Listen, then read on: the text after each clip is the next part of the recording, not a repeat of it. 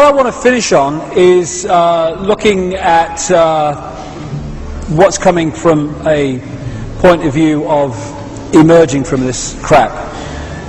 In other words, emerging from the mind prison that we've been put into, and therefore creating a reality that we'd rather have compared with the reality that we've been living. And breaking the spell is actually pretty much sums it up, because it is a spell in many ways, if you want to use that symbolism. Our minds have been locked in to a range of perception that gives us the impression that we are limited, that we are poor little Joe Public, I've got no power, and all the rest of it. And that's exactly where people manipulating a mass of people want us to be. And when we're looking at ways out of this, Einstein's quote, which is in many forms, but this is a summary of it, encapsulates what we're looking at. You cannot solve problems with the same level of consciousness that created them. Now, what we have in the world is a series of problems created, and then they'll change a political party or they'll move another dark suit in from somewhere else, but they're of the same level of consciousness as those who created the problem, so the problem just goes on getting compounded because we've not reached that level of going beyond that and looking at it from another direction and seeing a way to change what we want to change. So the door is spinning round in Downing Street in the White House, but no matter what it looks like, the same level of consciousness is coming in and out, and so nothing changes. It cannot.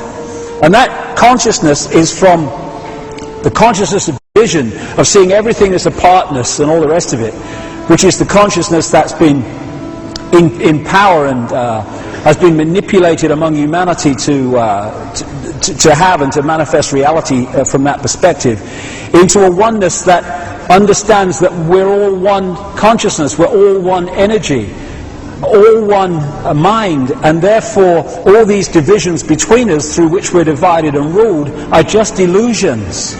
You know, if someone got a baseball bat and started smacking themselves round the head with it, we would call that crazy, madness, insane.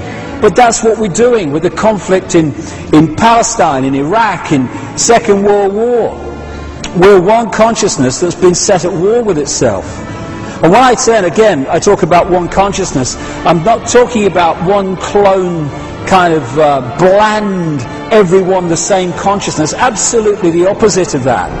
And one way of seeing how much we've come along the road to understanding this idea of connection and expressing the uniqueness of all possibility is how much we do that, and how much we are clone-like, just following the one in front, sticking to the norms, never stepping out of line. Now, we've become clone-like, not because of oneness, we're all the same, because that's what oneness is about, but because we have disconnected from that infinity of all possibility, which we can play with and move around and get different points of observation from, and we're just playing and expressing and getting infinite joy from the infinite possibility that's there, and instead we've allowed ourselves to be suppressed into a fractional area of possibility. You know, so that's when we become clone-like. That's when we all act the same. That's when we become sheep. There's no contradiction between oneness and infinite variety, infinite diversity, which is what oneness is. So we can open our minds to multidimensional levels of awareness. It doesn't mean we're going to psychically bloody see everything. Oh, I've just seen someone over there, look, and all that stuff. But we are accessing that level of awareness, and therefore our point of observation of this reality is coming not from in this world.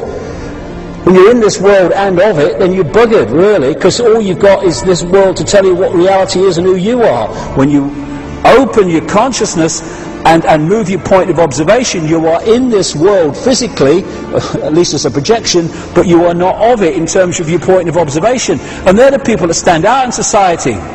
They're the ones that people who are in this mode say, you're crazy, you're mad. No, he's different, because he's got a different point of observation to you. That's all it is. We're the same, but with different point of observation within infinity.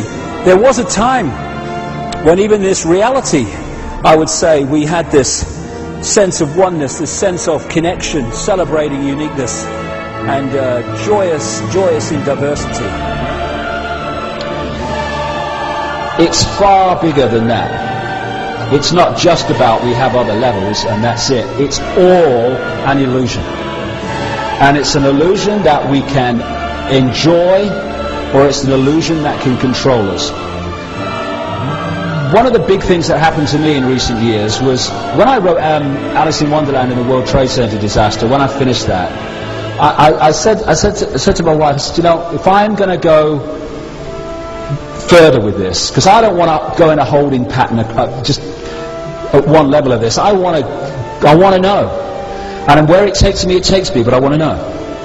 And so I said, I've got to go into these other levels in awareness, not in some dream. What was that dream? But in awareness. And symbolically, or not symbolically, coincidentally or synchronistically, more better term, around that time I was invited to go to Brazil and partake of something called ayahuasca, which is a rainforest plant which shamans in South America have been using to take people into other states of consciousness for centuries. You can have a bad experience on it, you can have a good experience on it. Mine was unbelievable.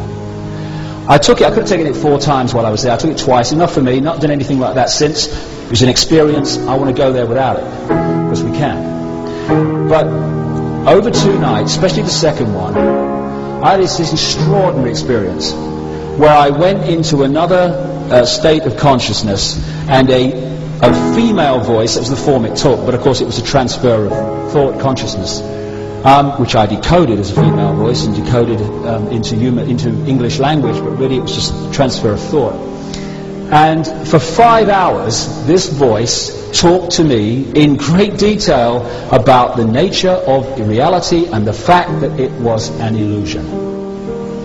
And what it said was that our natural state is one of oneness, where we are all that exists. There is no me, we, there is just one infinite I, one infinite isness which we are all not part of, we are all it. But what has happened is that we have forgotten that we are the dream and the dreamer, and the dream has taken over, and the dream has led us to believe that we are a part. We think in terms of parts, not whole. We think in terms of David Icke, not infinite consciousness, and therefore we've got caught in an illusory trap of division, and symbolized by this picture. It talked about, think of an eddy or whirlpool in a river. It's part of the river, but it's in a different state of reality. It's not flowing with the river, it's in its own little world. And as it said, as long as the circumstances remain the same, that eddy will just keep going round and round and round and round. Only when the circumstances change, the flow changes, will it become flowing back into the river again and become the oneness. And when it started, this voice started talking to me, it opened up by saying, there's only one thing you really need to know. Infinite love is the only truth. Everything else is illusion. And in my mind, I went to say everything, and I got halfway through, it said everything else is illusion. Because what it was saying was, the only truth is the existence of this infinite one consciousness, which is all loving, all knowing, all wise, the harmonious amalgamation of all. Everything else is the imagination of that consciousness made manifest, illusion.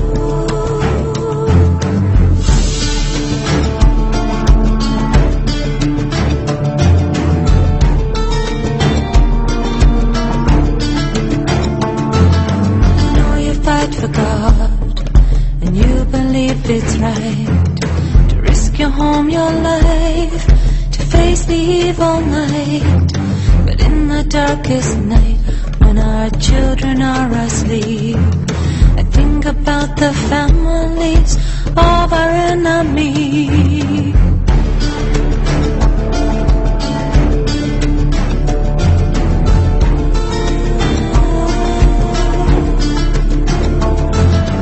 Do they feel the same, believe in their own truth? They must love the children as fiercely as we do. We all share one thing, our hearts were given from above, and the only thing worth fighting for in this world is love. Oh,